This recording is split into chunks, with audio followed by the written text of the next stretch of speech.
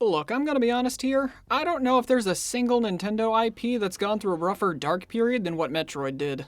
After the release of Other M, which certainly, exists, the series went a whole 7 years without a new mainline entry. Heck, even with the release of the spectacular Samus Returns, this would mark 15 years without a proper follow-up to the series' fourth numbered entry, Metroid Fusion. 4 years later, though, we would see the release of Metroid Dread, the sequel to Fusion initially conceptualized 16 years earlier. The project was initially cancelled due to limitations of the DS hardware. They wanted to expand on what Fusion did and explore more fear-based gameplay, but they could just never get it quite the way they wanted. In comes Mercury Steam, who after remaking Metroid 2 in the form of Samus Returns was brought on board to develop Metroid Dread. If Samus Returns was a return to form for the series, then Dread was Nintendo's way of saying Samus truly is back, better than ever, and here to stay. So with it having been nearly 2 years since Dread released, and with it having a confirmed 3 million plus copies sold, what better time than now to revisit this incredible game?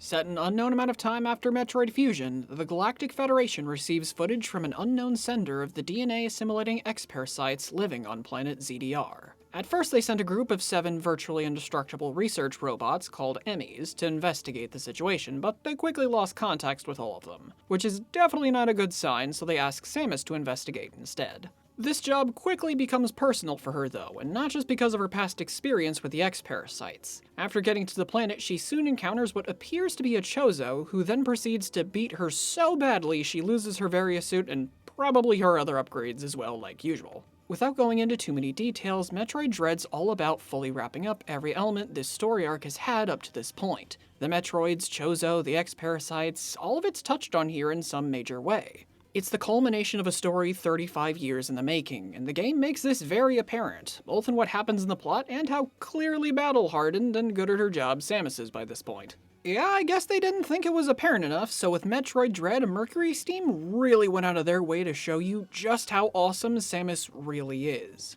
The cutscene after the fight with Corpius is a pretty great one, but my personal favorite, that doesn't spoil anything of course, goes to her reaction from seeing Kraid again. After falling down a hole into a lava-filled room, Samus raises her arm cannon upon noticing danger, but immediately puts it down after realizing she's just fighting Kraid for the 3rd time, to which she then casually shoots him in the face with absolutely no concern at all. I wish I was even a 10th as cool as this woman is. Honestly, Mercury Steam did such a good job at showing off Samus's personality and how she's feeling through even the littlest details, actions, and body language.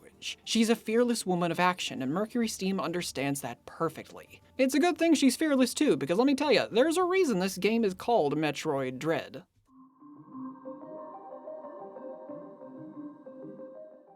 Metroid Dread is still the best game in the series for me, and at one point it was easily the most terrifying. Why that last point changed, we'll get more into way later. Starting with the meat of any Metroid game exploration, I gotta say, exploring Planet ZDR just felt perfect for me. Each area feels distinct from the other while also looking absolutely wonderful. And as a nice touch, they'll even change as the game goes on, with some altering how you have to traverse it. On a similar note, I love how Dread guides the player. Metroid has always built its exploration on the idea of the player getting both lost and immersed in an alien world, but you don't want them to get too lost. So what Dread does is periodically lock you into a general area until you find an upgrade or two, but it's a lot subtler than you might initially think. Heck, on my first playthrough, I didn't even notice the game was doing it. At no point did I ever feel like my hand was being held. I had plenty of room to explore, and the adventure never felt truly linear for me despite it actually being a linear experience. With that being said, however, I think now's about time we get into Dread's power-ups and combat, because we've got a lot to talk about. First off, I love the new looks for Samus's various power suits here. Due to the events of Fusion, it's currently regenerating, and the white from that mixes very well with every suit upgrade you get here, with this game's version of the gravity suit being my personal favorite.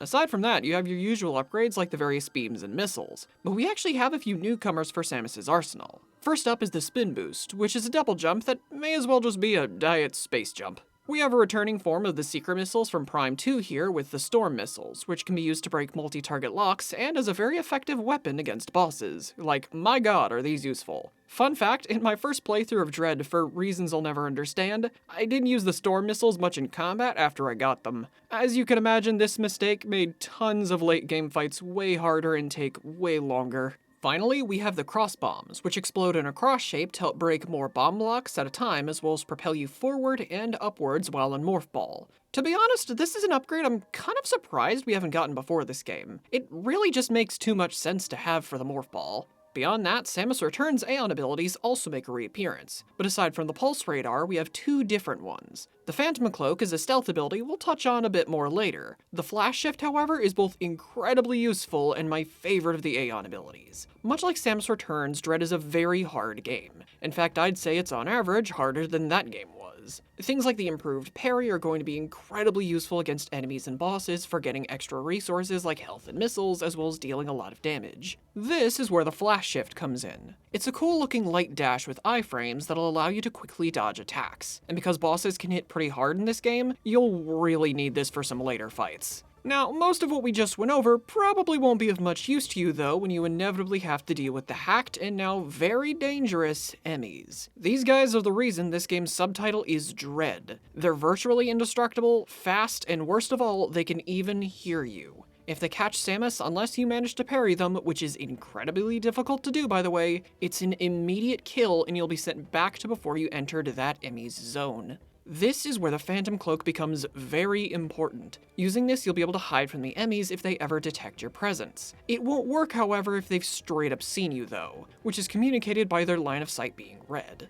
You can eventually destroy an Emmy by getting the Omega Cannon from that zone's central unit, but until then, avoiding them is your only option. These guys are presumably the entire reason why the original prototypes for Dread were cancelled, with what we got ultimately being what they wanted to achieve, and honestly, the Emmys do their job very well. I loved the sterile as well as cold and hostile feeling of the Emmy zones while that respective one was active. The lack of any kind of life whatsoever combined with the Emmy's generally freaky movements also really helped sell the atmosphere that they were trying to go with for these guys. That being said though, while I can't speak for everyone here, I do think the initial Dread does wear off after multiple playthroughs. Heck, on even just my second playthrough, blitzing past an Emmy section without getting caught wasn't that difficult until the last two. Don't get me wrong though, I wouldn't consider that an issue, because they consistently nail the feeling of tension from having to run from these things, and the payoff for when you manage to finally beat them and get their ability is pretty satisfying. Especially for the green Emmy, because they make you wait a good long while for the Morph Ball.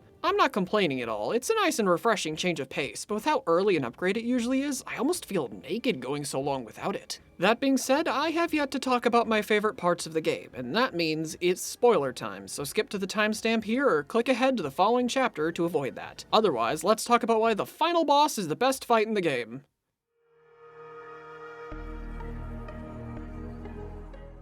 You know, it's insane for me that Metroid as a series was 35 years old when this came out, and Dread was the first time we had a live Chozo show up in a game that wasn't in a flashback. They're easily the most influential and important race in the series, and it was always weird for me that we haven't seen much of them until Quiet Robe explains what happened to them. So it turns out, as far as we know, there were two different tribes of Chozo, the Thoha and Makin tribes. After the Thoha created the Metroids to get rid of the X-Parasites, they realized how dangerous what they made was and asked the more warrior-like Makin to help get rid of them. The tribe's leader Ravenbeak, seeing their potential, murdered the Thoha tribe and brought Quiet Robe back for his intelligence and his ability to control the Metroids. The X, however, had other plans. So after the X basically murdered his entire army, Ravenbeak had to contain them, and by the time he was done, Samus had already done her thing and killed all the Metroids. So his new plan is to harvest Samus's DNA to make an army of clones to bring order to the galaxy. Here, it's also revealed that not only does Samus have Thoha and Metroid DNA in her like we already knew, but she also has Ravenbeak's DNA as well, which makes me really wonder what percentage of her DNA is even human at this point. Now, with all that being said, this final fight is incredible. It's easily the hardest and best fight in the entire game, with it being a 3-phase gauntlet of Ravenbeak using every skill in his arsenal. And given that his power suit is Chozo made just like Samus, that's a lot. In fact, he can do things Samus can't and so far never has pulled off, like a continuous field of damage, a dark homing bomb, a miniature sun that fires off energy waves, and best of all, he can even Shine Spark at frickin' will. And you know what? I want to know how Samus can learn or attain this last power, because Shine Spark puzzles would be so much easier if I didn't need a running start. This fight really can be brutal, but it's never unfair and incredibly fun. Every attack is learnable, and it's a wonderfully cinematic final fight. Ravenbeak, both from his boss fight and how he's handled in the story, is a perfect final boss for both this game and the entire story arc. And you know what? That does make me wonder what we'll see from this series next. Samus is the only technical Metroid left in existence. As far as we know, all the Chozo are dead, and the X have been completely eradicated. With Prime 4, we at least have some very vague idea of what it'll entail, but for Metroid 6 and onwards, who even knows? Honestly, my one and only personal hope is that we get to keep the Metroid powers. Look, I'm just saying here, guys, there's a lot of cool things you can do with it, both in combat and possibly as a way to give Samus upgrades she otherwise wouldn't be able to get. Like, I don't need the Metroid suit because this thing is incredibly overpowered and balancing it would be a nightmare, but I would at least like to keep the signature Metroid life drain.